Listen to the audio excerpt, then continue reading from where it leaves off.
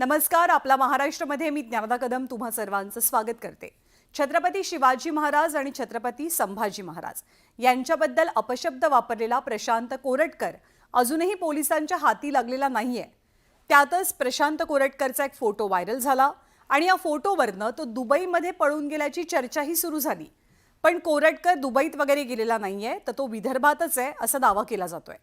दरम्यान प्रशांत कोरटकरचा पासपोर्ट कोल्हापूर पोलिसांनी ताब्यात घेतलाय. त्यामुळे प्रशांत कोरटकर देशाबाहेर गेला नसल्याच्या न्यूज 18 लोकमतच्या बातमीवर शिक्कामोर्तब झालंय.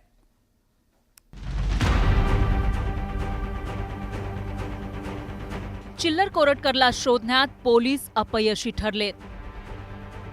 इतिहास अभ्यासक इंद्रजीत सावंत यांना धमकी देणारा आणि छत्रपती शिवाजी महाराज, छत्रपती संभाजी महाराजांविषयी आक्षेपार्ह भाषा वापरणाऱ्या प्रशांत कोरटकरच्या विरोधात राज्यात प्रचंड संताप व्यक्त केला जातोय. तर चिल्लर माणूस परदेशात पळाला हे गृह खात्याचं अपयश आहे असा आरोप इंद्रजीत सावंत यांनी केलाय. कोरटकरच्या मागे कोणती तरी यंत्रणा कार्यरत आहे असा दावाही सावंतांनी केला. अशा पद्धतीच्या प्रवृत्तीला ह्याच्या अगोदरच अटक झाली पाहिजे होती.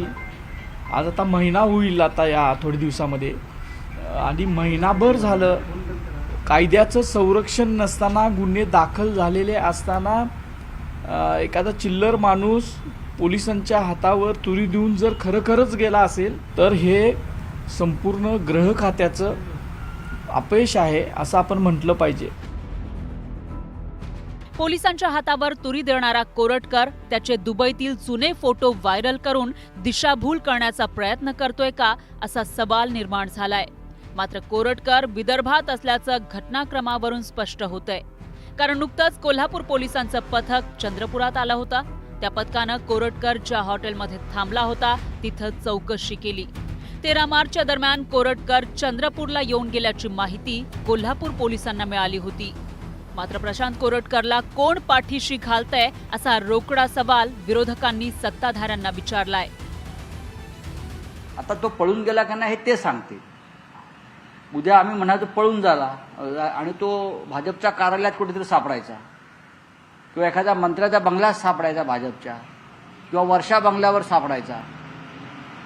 काही होऊ शकतं. भारतीय जनता पक्षाच्या राजवटीमध्ये काही होऊ शकतं. आणि खरोखर हा कोरटकर पळून गेला असेल तर गृह खात्याच्या मदतीशिवाय तो हे पलायन करू शकत नाही.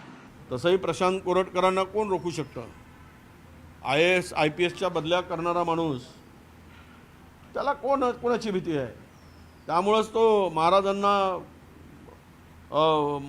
अपमान करणारे वक्तव्य करतो ना.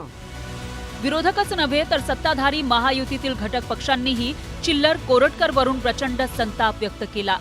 कोरटकर विदेशात नसून विदर्भातच दडून बसल्याचं वक्तव्य अमोल मिटकरींनी केलं. हा जो फोटो सोशल मीडियावर टाकलाय तो पोलिसाच्या तपासाची चक्र, म्हणजे कोल्हापूर पोलीस त्याला अटक करता नागपूरमध्ये ठाण मांडून बसलेली आहेत. त्याला वर जामीन कुठं मिळेल असं झालाय. त्यामुळे पोलिसांची दिशाभूल करण्याकरता प्रशांत कोरटकरनी अशा प्रकारे आगाऊपणा केलेला आहे. मात्र या सगळ्या एकंदरीत प्रकरणामध्ये पोलिसांची दिशाभूल करणे हा सुद्धा कायद्यानं गुन्हा आहे. तो कुठेही कोलकाता किंवा दुबईला नाही. माझं स्पष्ट म्हणणं आहे, चंद्रपूर ते नागपूरच्या दरम्यान तो लपलेला आहे. कोल्हापूर सत्र न्यायालयानं जामीन फेटाळल्यानंतर प्रशांत कोरटकर आश्रयासाठी चंद्रपुरात आल्याची चर्चा रंगली होती. या पार्श्वभूमीवर चंद्रपुरात कोरटकरला कोणी मदत केली आणि कोणाच्या सहकार्यानं तो इथं थांबला याचाही आता तपास केला जाणार आहे. मात्र कोरटकरला पोलीस पकडतील असा शब्द मुख्यमंत्र्यांनी दिला. मी तुम्हाला सांगतो, तो दुबईला जाव का अजून कुठेही जाव, पोलीस शोधून काढतील आणि त्याच्यावर कारवाई करतील म्हणजे करतील. प्रशांत कोरटकर सारखी चिल्लर व्यक्ती पकडता येत नसल्यामुळे महाराष्ट्र पोलिसांची चांगलीच नाचक्की सुरू आहे. दहशतवाद्यांना गोळ्या घालणारे, बड्या गुन्हेगारांना जेलमध्ये टाकणारे महाराष्ट्र पोलीस चिल्लर कोरटकर समोर हतबल झालेत. हे चित्र पोलिसांच्या प्रतिमेला शोभणारं नाही. त्यामुळे बिळात दडलेल्या चिल्लर कोरटकरला लवकरात लवकर अटक करण्याची गरज आहे. Bureau report, news 18 Lokmat.